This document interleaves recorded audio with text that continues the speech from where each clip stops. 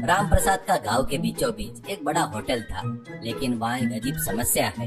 लोग खाने से ज्यादा वहाँ की ठंडी एसी की हवा खाने आते। वे सिर्फ एक चाय का ऑर्डर देते और घंटों कुर्सियों से चिपके रहते, गपशप करते हुए समय बिताते। इस वजह से नए आने वाले ग्राहकों को बैठने के लिए जगह नहीं मिलती। होटल लोगों से भरा होने के बावजूद भी राम प्रसाद को एक पैसे का भी मुनाफा नहीं हो रहा था। घंटे बीत जाने पर भी ग्राहक के न हिलने के कारण राम प्रसाद का धैर्य टूट गया। उसने अपने सहायक पप्पू को बुलाया और अपनी भड़ास निकाली। देख पप्पू, ये लोग हमारे होटल को अपनी नानी का घर समझ रहे हैं। बस एसी की हवा लगनी चाहिए, यही सो जाने वाले लग रहे हैं। इस एसी के बिल को देखकर मेरा दिल तो रुकने वाला है। इन्हें जल्दी भगाने का एक तरीका मैंने सोचा है। हम अपने होटल को स्विमिंग पूल रेस्टोरेंट में बदल देंगे। पप्पू अपना सिर खुजाते हुए अजीबोगरीब ढंग से पूछने लगा, मतलब सेठ जी, सारे ग्राहक गीले कपड़ों में डोसे खाएंगे क्या? पानी में अगर सांभर गिर गया तो मछलियाँ कहाँ तैरेंगी? राम प्रसाद ने गर्व से हंसते हुए अपना प्लान समझाया।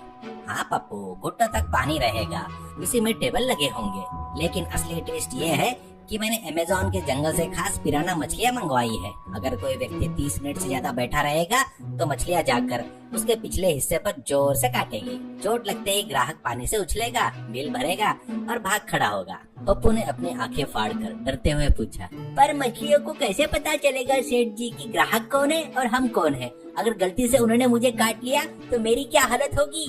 मुझे शादी भी तो करनी है।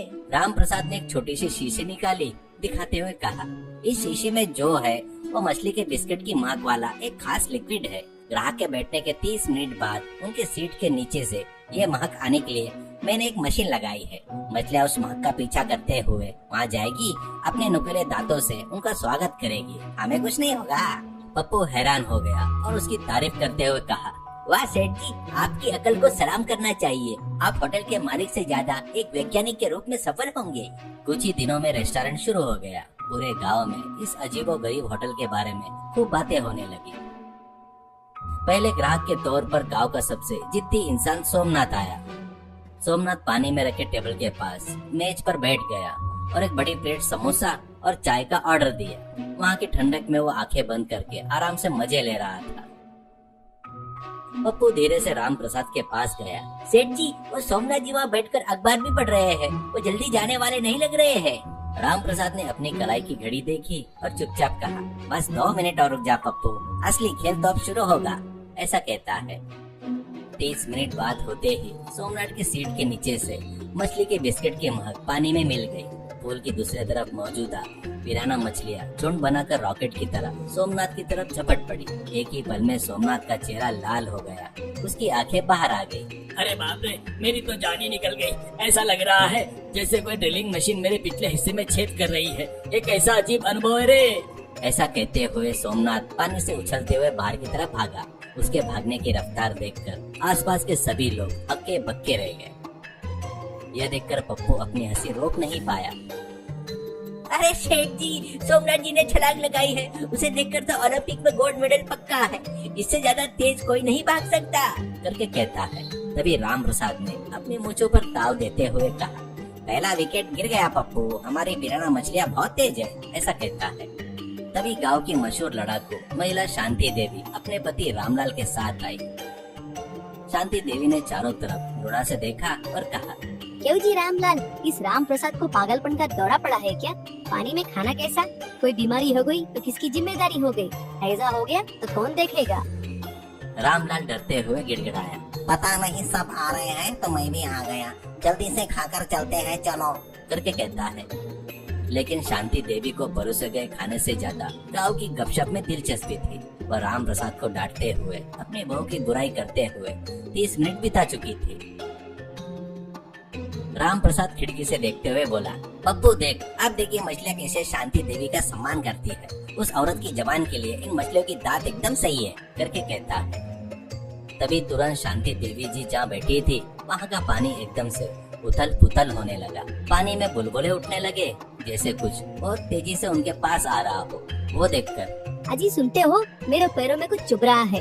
कोई मछली मेरे साड़ी के अंदर घुसने की कोशिश कर रही है। अरे बाप रे, बचाओ, इस पानी में भूत है। चिल्लाते हुए शांति देवी ने हंगामा करना शुरू कर दिया। रामलाल उसे रोकने की कोशिश में घबराहट में पानी में गिर गया। पिराना मछलियां ने उसे भी नहीं छोड़ा। अरे बाप रे, मेरे पीछे को टुकड़े टुकड़े करके काट रहे हैं। राम प्रसाद, ये क्या हो गया रे? तेरे होटल में मछलियां इंसान को खा रही हैं। हम यहाँ खाना खाने आए हैं, क्या तो हमें भी अपना खाना बना लेगी? ऐसे चिल्लाते हुए रामलाल पानी में तैरते हुए बाहर आया। पप्पू बाहर आया। अरे शांति देवी जी, वो तो हमारे रेस्टोरेंट का स्पेशल मसाज है, क्या आपको पसंद नहीं आया? वैसे भी गर्मियाँ है ना, इसलिए मछलियाँ थोड़ा गर्म जगह देखकर छिप रही है, ऐसा मजाकिया अंदाज में कहता है। तो शांति देवी अपनी चप्पल तक लिए बिना अपने पति को घसीटते हुए वहाँ से गायब हो गई। उसके बाद एक नए ग्राहक के रूप में मशहूर तेज पत्रकार खन्ना जी आए। वो अपना कैमरा पकड़े हुए बोले, इस होटल में कोई साजिश हो रही है, मुझे इसका पर्दाफाश करना होगा। यह तो लोगों की जान से खिलवाड़ है। यह कहकर वो टेबल के पास बैठ गया, अपनी डायरी में नोट्स लिखने लगा। पप्पू धीरे से मछलियों की तरफ देखा और मन ही मन हंसते हुए सोचा, अरे खन्ना जी, आपकी कलम से ज्यादा तेज तो हमारी मछलियों के दांत है। आज आपकी ब्रेकिंग न्यूज आपके पिछले हिस्से से शुरू होगी। आपके कैमरे को ये सीन तो नहीं मिलेगा, लेकिन आपके शरीर को जरूर पता चल जाएगा, करके सोचते हुए मन में हंसता है। ठीक 10 सेकंड बाद, माइक टेस्टिंग 1 2 3। अरे बाप रे, मेरे पीछे कोई काट रहा है। हे भगवान, ये सिर्फ खबर नहीं है, ये तो मेरी इज्जत लूटने वाली खबर है। लोग क्या सोचेंगे? ऐसे चिल्लाते हुए वो वहाँ से हवा में उछलते हुए भाग खड़ा हुआ। राम प्रसाद की हंसी नहीं रुक रही थी। पप्पू, देखा तूने हमारी पिराना मछलियाँ कितने अनुशासन से काम कर रही है। एक ग्राहक भी यहाँ पर 31 मिनट तक रुक नहीं पा रहा है। समय की पाबंदी तो कोई हमारी मछलियों से सीखे। लेकिन हद से ज्यादा चालाकी हमेशा खतरनाक होती है। पप्पू की एक बुरी आदत थी, वो हमेशा अपनी जेब में कुछ न कुछ स्नैक्स रखकर खाता रहता था। चोरी छिपे खाने में उसका कोई मुकाबला नहीं कर पाता था। जैसे ही राम प्रसाद अंदर गया, पप्पू ने उस मछली के बिस्किट वाली शीशी को पानी में मिला दिया और गलती से उस लिक्विड को अपनी पैंट पर गिरा दिया। अरे ये क्या, ये तो मेरी पैंट पर गिर गया है। खैर छोड़ो, इसे पता चलेगा, इसकी हिम्मत उतनी भी नहीं आ रही है। ऐसा सोचते हुए पप्पू थोड़ी देर के लिए पानी में उतर गया। राम प्रसाद बाहर आया और पूछा, अरे पप्पू, तूने वो शीशी कहाँ रख दी रे? पप्पू पानी में खड़ा खड़ा अकलाते हुए बोला, वो यही नीचे गिर गई थी सेठ जी, मैं निकालता हूँ, रुको। इतने में पानी की सारी मछलियाँ एक साथ अपनी दिशा बदली और पप्पू की तरफ तलवार की तेजी से झपट पड़ी। पप्पू ने आंखें फाड़कर डरते हुए चिल्लाया, अरे शेठ जी, मछलियाँ मुझे देखकर पूछ हिला रही है। मुझे लगता है उन्होंने मुझे पहचान लिया, ये मुझसे दोस्ती कर रही है। घबराहट में वह राम प्रसाद से ऐसा कह ही रहा था। अरे बेवकूफ, क्या वो महक तेरी पैंट में गिर गई? वो तुझे पहचान नहीं रही है, तुझे बिस्किट की तरह देख रही है। तू बाहर आ जा, वरना तेरा पिछला हिस्सा खाली हो जाएगा, ऐसा कहते रहता है। लेकिन तब तक बहुत देर हो चुकी थी। पिराना मछलियों ने पप्पू को चारों तरफ से घेर लिया था। अरे बाप रे, मेरी जान जा रही है सेठ जी, ये मुझे बिरयानी के टुकड़ों की तरह काट रही है। अरे बचाओ रे, मर गए, अरे भगवान। चिल्लाते हुए पप्पू पूरे पुल में भागने लगा। मछलियाँ पानी में उसके पीछे एक सेना की तरह दौड़ रही थी। पप्पू इधर उधर भाग रहा था, लेकिन मछलियाँ हवा में उछल उछल कर उसका शिकार कर रही थी। वे पानी में शार्क की तरह झपट रही थी। अरे पप्पू, उस पैंट को उतार कर बाहर फेंक दे, वरना तुझे नहीं छोड़ेगी। तेरी इज्जत से ज्यादा तेरी जान जरूरी है, करके सलाह देते रहता है। तो पप्पू ने घबराहट में अपनी पैंट उतारी और हवा में उछाल दी। वो सीधी जाकर पुल के पास घूम रहे सीलिंग फैन में जाकर फंस गई। जैसे वो पैंट पंखे के साथ घूमने लगी, उस बिस्किट की महक पूरे होटल में फैल गई। पानी में मौजूदा सारी मछलियाँ जैसे पागल सी हो गई और हवा में उछलते हुए पप्पू की पैंट तक पहुँचने की कोशिश करने लगी। उनके उछलने का तरीका देखकर ऐसा लग रहा था मानो कोई सर्कस चल रहा हो। पप्पू केवल अपने अंडरवियर में राम प्रसाद के पीछे छिपकर कांप रहा था। पप्पू ने रोने जैसी शक्ल बनाते हुए कहा, देख लिया सेठ जी, आपका आइडिया मुझ पर ही उल्टा पड़ गया। मुझे मसाज की नहीं, अब सर्जरी की जरूरत है। मेरी इज्जत पंखे पर लटक रही है। ऐसा कहते हुए रोती सूरत बना लिया। तभी राम प्रसाद ने धीरे से हंसते हुए कहा, अरे ठीक है रे पप्पू, कम से कम तेरी वजह से मछलियाँ को अच्छी ट्रेनिंग तो मिल गई।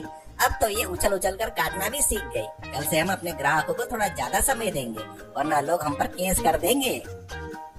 उस दिन के बाद से गांव में किसी ने भी होटल में ज्यादा देर तक बैठने की हिम्मत नहीं की। ग्राहक अपना खाना खुद तेजी से खा लेते और मछलियों के आने से पहले ही बिल भरकर भाग जाते। राम प्रसाद लखपति बन गया। और उसका होटल मुनाफे में जगमगाने लगा। लेकिन पप्पू ने कसम खा ली थी और जिंदगी में दोबारा कभी मछली की तरफ आंख उठाकर भी नहीं देखेगा। आज भी अगर पप्पू को कुर्सी पर बैठना होता तो वो एक दो बार नीचे जरूर देख लेता कि कहीं कुछ है तो नहीं। यहाँ तक कि वो घर पर खड़ा होकर ही खाना खाते रहता है।